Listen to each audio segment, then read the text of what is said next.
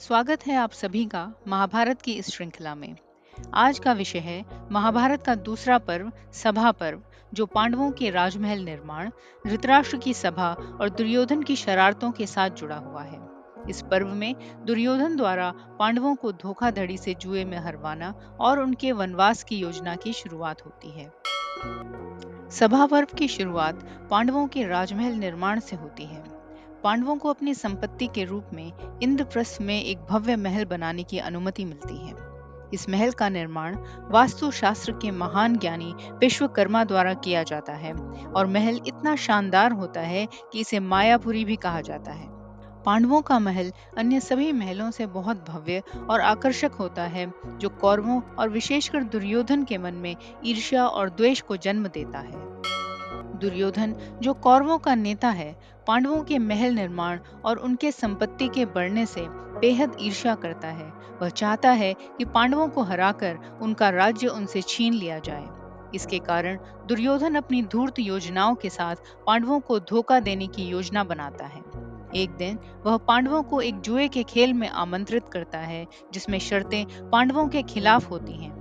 पांडवों को अपनी संपत्ति, राज्य और अंत में अपनी स्वतंत्रता भी हारने के लिए मजबूर कर दिया जाता है।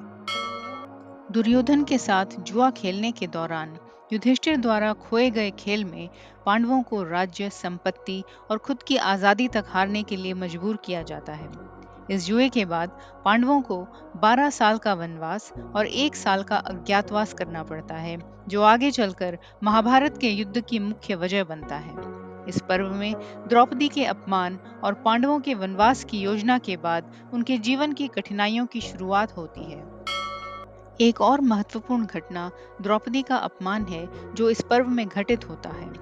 जब पांडव जुए में हार जाते हैं, तो दुर्योधन के निर्देश पर द्रौपदी को सभा में अपमानित किया जाता है।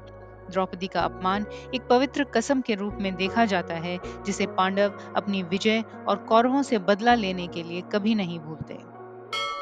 इस पर्व में पांडवों और कौरवों के बीच जो संघर्ष है, वह दिखाता है कि धर्म और सत्य का पालन हर परिस्थिति में करना चाहिए। दुर्योधन की ईर्ष्या और पांडवों के साथ किए गए धोखे ने महाभारत युद्ध की नींव रखी।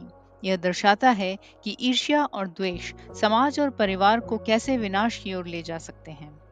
पांडवों का वनवास और अज्ञातवास यह सिखाता है कि जीवन में कठिनाइयां और विपत्तियां हमेशा आती रहती हैं, लेकिन उन्हें साहस और धैर्य के साथ सामना करना चाहिए। द्रौपदी का अपमान यह दर्शाता है कि सम्मान की रक्षा करना हर व्यक्ति का धर्म होता है। कोई भी धर्मनिष्ठ व्यक्ति अपमान सहन नहीं करता और उसके प्रति न्याय की प्रक्रिया भी आवश्यक होती है।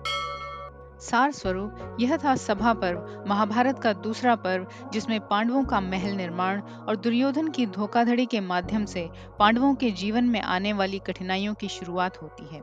इस पर्व में पांडवों के राज्य का हरण, वनवास और द्रौपदी के अपमान जैसी घटनाएं महाभारत के युद्ध के कारणों को जन्म देती हैं। यह पर्व धर्म, कर्तव्य, सम्मान और न्याय के महत्वपूर्ण सिद्धांतों की चर्चा करता है।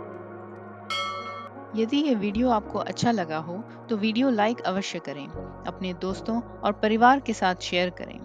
यदि अब तक चैनल सब्सक्राइब नहीं किया हो, तो हमारे चैनल सुनो और सुनते ही रहो को सब्सक्राइब करें, ताकि आप हमारे नए वीडियो मिस न करें। तो सुनते रहिए और जुड़े रहिए हमारे साथ।